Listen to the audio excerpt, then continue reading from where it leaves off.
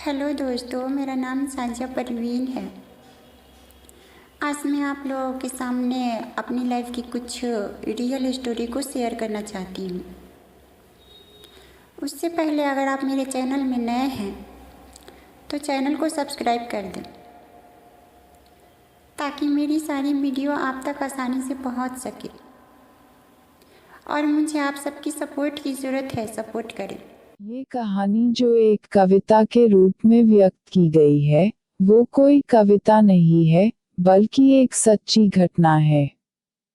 ठंड का मौसम था, सुबह का समय था, ठंड भी अपनी चरम सीमा पर थी। मैं आज जब सुबह कॉलेज जा रहा था तो मैंने एक बूढ़े आदमी को देखा जो कि ठंड से ठिठुर कर रोड पर एक किनारे कांप रहा था। उस बूढ़े आदमी के आंखों में भी सिर्फ आंसू ही था, न पहनने के लिए कपड़े, न कंबल। उसके पास कुछ भी नहीं था।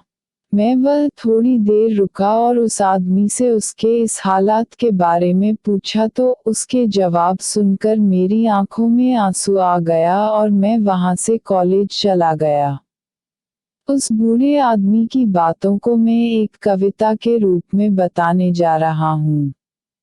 एक बार पढ़िएगा जरूर। आप भी जाने कि आज के बेटों की सोच किस तरह हो गई है। आज फिर से इंसानियत को मरते देखा है। जब एक बूढ़े बाप को ठंड में रोड पर ठिठुरते देखा है। न जाने कैसे छोड़ देते हैं लोग अपने माँ बाप को। आज फिर एक जिंदगी को बेदर्दी से मरते देखा है। उसकी आंखों में आंसू थे, चेहरे पर एक चाहत थी। इतनी मुश्किल में भी उसके चेहरे पर एक छोटी सी मुस्कुराहट थी। बहुत बुरा लग रहा था मुझे, ना जाने क्यों मन में एक बेचैनी थी। मेरे पास कुछ भी न था देने को, लेकिन फिर भी उसको कुछ भेंट देनी थी। आखिरकार मैंने उससे पूछ ही लिया, बाबा तू यहाँ इतनी ठंड में क्यों लेटा है, अपने घर क्यों नहीं जाता। उसके आंखों में आंसू आ गए, प्यार की झलक भी दिख रही थी। वह बोला, बेटा तेरे जैसे ही मेरा भी एक बेटा है, जिसको मैंने पलकों पर बिठाया था। प्यार तो खुद से भी ज्यादा किया था उसको, क्योंकि उसके ऊपर से उठा उसके माँ का जो साया था। मैं बाप होकर उसको एक माँ का भी प्यार दिया। शायद कुछ इसी कारण से उसने मुझे आज घर से निकाल दिया। ना सोचा था मैंने कि कभी ऐसी भी घड़ी आएगी। जो बेटी अपने माँ बाप से दूर आई है, आज वही मुझे घर से निकलवाएगी।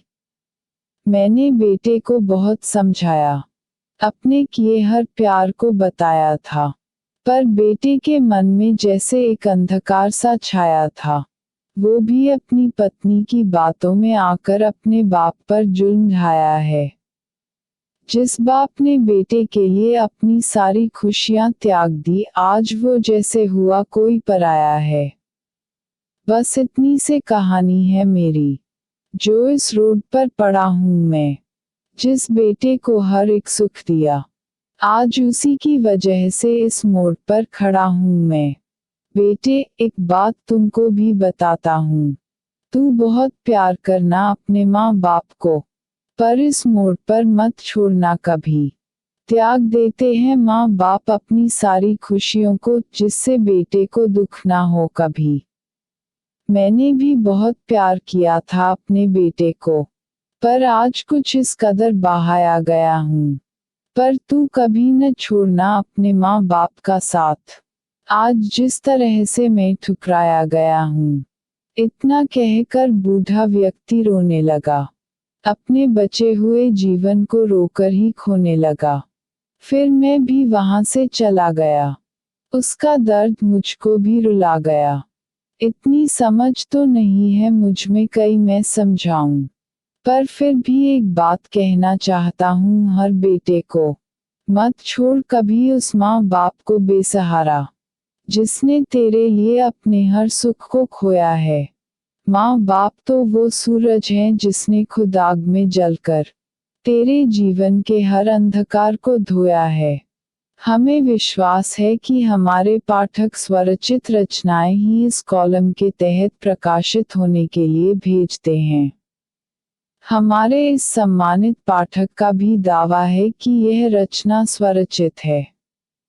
दोस्तों, कुछ लाइन में अपनी तरफ से लिख रहा हूँ, अगर पसंद आए तो कमेंट बॉक्स में एक प्यारा सा कमेंट करके मुझे अपनी राय बताए।